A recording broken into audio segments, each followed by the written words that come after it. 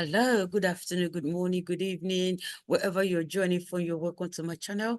This is Word for Word Talk or Heads for View, depending on where you're watching from. Wow. You know, sometimes when we see things in life, you kind of wonder, is this just particular to society people, or is just human being as a whole?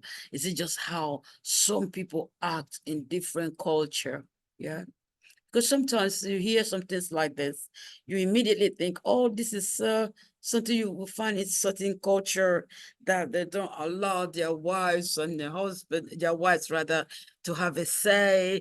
They're so controlling. The wives, the women don't have any right, and they can't say nothing in their marriage, and they are just oppressed and suppressed, and all the press you can think about that are not good. You just think there are people that they're from this only happen with people where the men are always ruling, you know, somewhere in Africa, somewhere in some other places, you know, India, wherever, where Middle East, somewhere like that, you know. So now human beings, people are people all over the world, you know.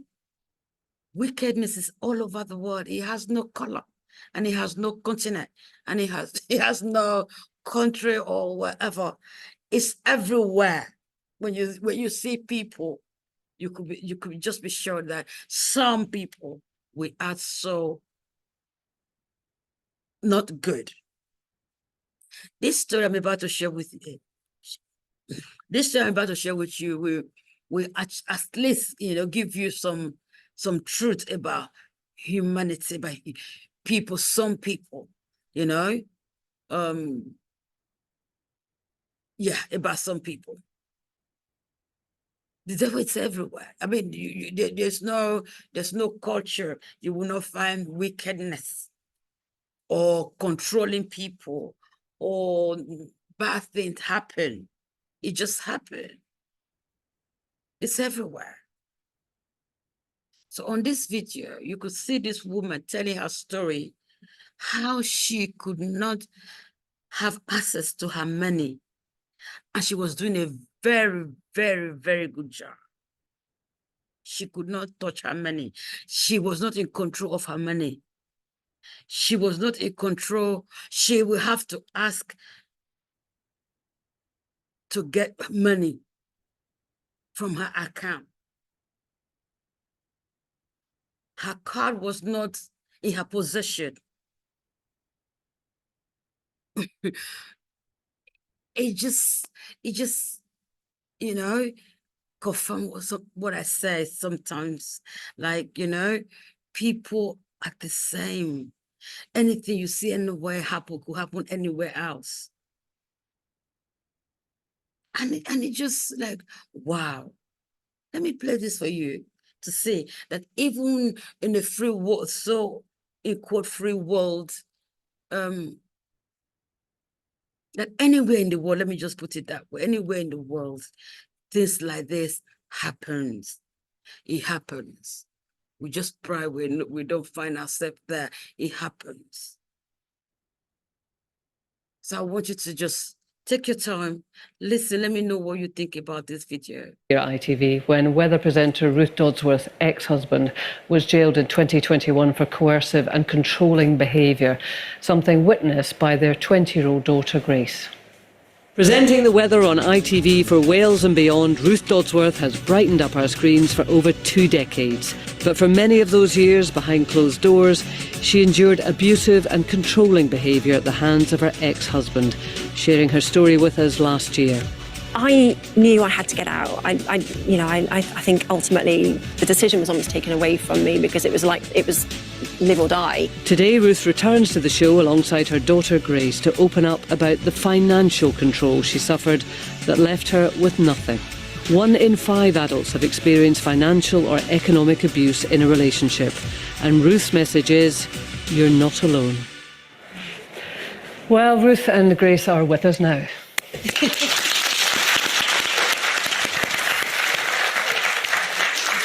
Lovely to see you both. Thank you very much for you for coming having in. us, And, yeah. I know, Ruth, that you have been through this story before and it can't always be easy to tell the story. Yeah. And Grace, thank you very much for joining us. Thank you for having me. No, I mean, the last time your mum was on, she told us, how much your dad sort of controlled your life in terms of who you spoke to, Ruth, who you saw, what kind of money you were spending or not spending. I was just wondering, from your point of view, Grace, as a child, what did you see? What were you aware of? I mean, as a child, because obviously I grew up with it, I wasn't really aware of anything. I thought it was normal. Like, this was my home life. I was like, oh, this is pretty much normal to me. I never saw my friends' parents fight, and I was like, wow, you've got perfect parents. And I was like, because I know fighting's normal, but it was nothing out of the ordinary to me until, like, the event of the night happened. And then I was like, oh, wait a minute, that's not right. And that's when everything started to become more clear to me, because obviously I just didn't know it was wrong. And what was that event, actually, Grace? Because I don't know. So the event of the night where it all went down, where he got arrested and everything, he was just up all night causing a havoc, and he was just like, let me ring Mum, let me ring Ruth. And I was like, me and Jack tried the entire night to keep phones away from him, keep our phones away from him. We had to hide our phones, tell him, Mum, it's okay, we're okay, but don't come home. It was nothing that we've ever experienced before. And he was in his normal state. And that's when we were like, this is all completely Were you wrong. afraid? I wasn't necessarily afraid. You're so used to it, weren't you? In a way? Yeah. It was just... I was so used to his behaviour, but this was tenfold. So interesting, isn't it? What children will see as normal, because obviously that's what they're exposed to. Do you know what the thing is, though? I think as a mum, we've all got families, and you think that you've shielded your children, and you think that if you keep your voice, they haven't heard or they haven't seen, and actually we hear and heard see everything. and saw everything, but it was your normal, so you didn't realise that Exactly. Mummy. Mummy locking us in the bathroom to keep away from him. Yeah. You didn't realise that wasn't normal. Yeah. Yeah, absolutely. So that was how you grew up. And That's how we grew up. Yeah. it's so difficult as a mum now, even just to listen to you saying this, because parenting, as we know, is all about guilt, isn't it? And I still live with the fact that I allowed you in a way to sort of grow up like that. No, you didn't allow. You had it's no difficult, choice, isn't it? Yeah, I it was had no taken away choice. from you, and I think I commend both your bravery of what you're doing now, because there'll be people at home, and it'll be ticking over their mind of, we're living like that now, and I think to talk like that, it's not easy, and I think especially at Christmas when everyone's under pressure to think they have a perfect family life, it highlights if stuff is unhealthy and dangerous at home, it highlights it at Christmas. You know? Well, we lived what I call the Instagram. If you looked at social media, I mean, I work on the telly, and it looked fabulous, but it was couldn't have been further from the truth. It was I'd go into work, put my I call it my telly face. Get through, and then I never knew what I was going home to. And again, I said, I live with the fact that I didn't get you out of that. But when you're in that sort of relationship, and we were married, there was no way out. Were you aware of almost living two lives, being two people? But I think that's quite common, because actually that's survival, isn't it? You put on this. I didn't want the outside world to know that what they thought was my life actually wasn't. And there are so many things. I didn't. It's not shame or embarrassment, but I guess there was an element of being embarrassed about, but that side of it. But also, I was worried, if people found out, would social services, would I lose my kids? Yeah, and there are so many aspects that and it's misunderstood. Even this financial abuse, some people don't understand what that really means. And you can be gaslit into your partner saying they're being frugal and that you're being reckless. Was he checking on your spending all the time? What he was doing was, my salary would go in each month, and he would withdraw it straight away. So I basically never had any access to my own money. Did he give you an allowance? I had to ask for money. For everything? For everything. So demoralising. It is. How did you, you're a very composed, very clever girl. Yeah. How did you deal with that, when you had to ask for money all the time and you're earning it, It becomes your normal, and you learn not to ask, because actually if you say, can I have my bank card, or, where's so-and-so, that then may well trigger, and usually did trigger, an argument. So to keep yourself safe and your kids safe, you learn not to ask, you accept Well, you shrink yourself. Yeah, you don't do. You Yeah. do very much curl up into a ball. Also, and- Grace, from your point of view, I mean, we learn from our parents. I mean, my relationship with my partner is probably very similar to the relationship my mum and dad had, which thankfully was a pretty healthy one. What have you picked up? Well, I learned how to hide my money. Pretty much every single pocket money that I earned, like little jobs I did, it was, oh, Grace, can I borrow some of that? And it'd be okay, because I just didn't know. I just thought I would get paid back. And like, He you know, stole little from you treat, as well. He took, he like had the little treats that he'd give us, I'd be like, oh, there we are, that's fine then. But He had a gambling habit, and so, you know, an awful lot of our money just disappeared. And What about your Christmas presents?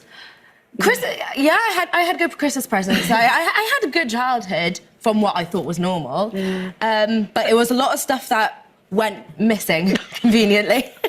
we discovered after he was first arrested, just back, because I wasn't allowed access to mail either. So we discovered bags of sort of receipts. He'd been taking you had iPad, and he was pawning them, and literally pawning every last thing to get money to feed sort of the gambling aspect. What did he do behind your back in terms maybe of investment or spending or whatever? Well, I mean, to this day, my credit report is absolutely through the floor, my credit rating, because there were loans, cards. So you in debt taken now out of my still? Yeah, absolutely. And I think this is the problem. It's all very well to say, well, look, he's been to prison and he's done his time and case closed in a sense. But for people like me, it's never over. And you know, as much as we all hate talking about money, it does make life an awful lot easier. And when you don't have access to money, your outside world is gone, isn't it? And, I mean, in a weird way, that was almost how he kept us, kept me in that relationship, because I didn't have the means. I couldn't have packed up the kids and gone to a hotel, or you know, without money, you're very, very restricted. But there's no. Sorry to interrupt you, but in law, you are responsible for all the debts while you were married, even though that you did nothing to incur those debts. The banks and so on don't care that I didn't know. My signature forged is still on that bit of paper, you know. So at the end of the day, they want their money back, and no matter the proof. And actually it doesn't matter. You know, that's what it's about. But for someone like myself, that means that moving on is very, very, very difficult. But you still unfortunately, we're out of time, unfortunately, but I would really love you two to have the last word. I mean, what would you like to say to people listening? I think anybody who's going through what we've been through, I would just like you to sort of learn the signs. Look at us, look at me and my daughter, who I'm so, so proud of. And I did say I wouldn't say that because I'd probably make you cry and I'll probably make myself cry. But, you know, there is life after domestic abuse. And take each day as it comes. It's not always easy, and, you know, the financial side of it. But I'm alive and well and able to tell the tale. And if you or someone you know is watching this and thinking, that's me, or, you know, then please just ask for help, speak up. It doesn't take a lot, even if it's just a sort of, I think something's going on and you know, I might need help. But everyone deserves a lovely life, don't they? And we are living proof that doesn't matter how awful your past has been, you're both an you're entitled.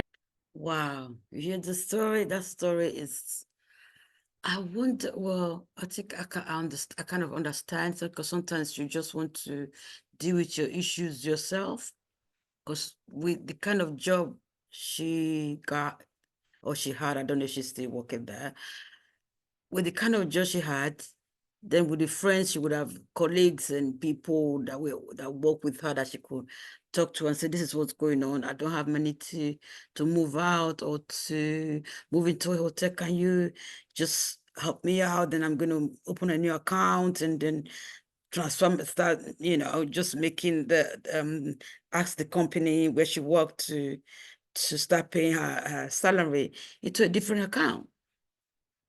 You know, she could have done something, you know, but sometimes she didn't want to let people know what was going on in her life, you know. Maybe she was kind of a very private person and would feel very embarrassed, or, you know, ashamed to say things that were going on in her home. And that is very possible, because we go through life sometimes, and you go through stuff, you just keep it to yourself and move on, or say it to a couple of people, move on, or why you're going through it, you don't even tell anybody until you've gone through that situation. Then you cannot say, oh, you know, I went through this. So, but why did you tell us? Well, I didn't want to bother anyone with my situation. I just wanted to, so I can kind of understand where she was coming from, in the sense that she kept it to herself and didn't want people to know about it. You know? Have you had experience in life where you had to deal with it all by yourself? Even though you know you have people that could rescue you out from it, or, you know, you just didn't want anyone to be bothered, or you didn't want anyone to judge you or to say something that might make you feel even worse in your thought, or feel bad, you know, in the situation that you find yourself. You didn't want anyone to add to it. You didn't want anyone to make it worse for you. And you just decided, listen, I'm going to deal with this myself and I'm going to move on. If in future I feel like discussing it, I will. If not, I won't talk about it. If you have, please leave us a comment. And how did you deal with it? How did you come out of it? I hope this video kind of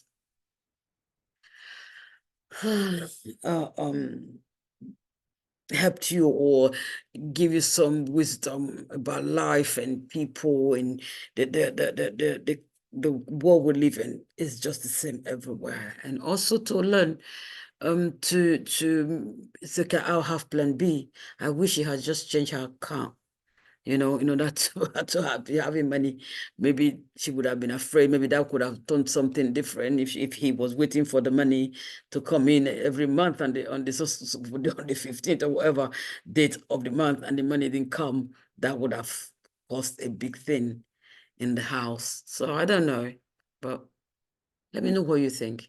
Once again, don't forget to like, subscribe, and click the notification button. And do please share, so that when we're on, you will be notified. Thank you so much for watching, and see you next time. Don't forget, the Lord loves you.